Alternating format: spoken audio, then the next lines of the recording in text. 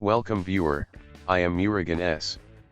This video tutorial describes, fix Windows 10 the application was unable to start correctly with error. First method is type Control Panel in Windows search bar.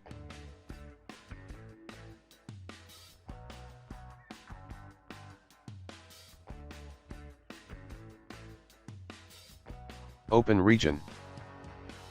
Click Administrative tab. Click Change System Locale. Change your system locale.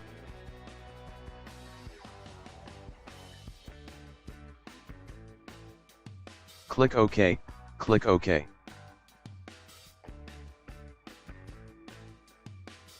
Second method is type CMD in Windows search bar. Right-click Run as Administrator. Click Yes to continue. Copy first command from description and paste it. Copy second command from description and paste it.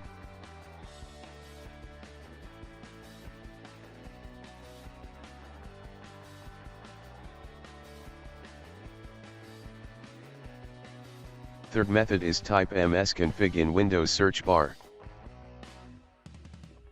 Click System Configuration. Click Services tab.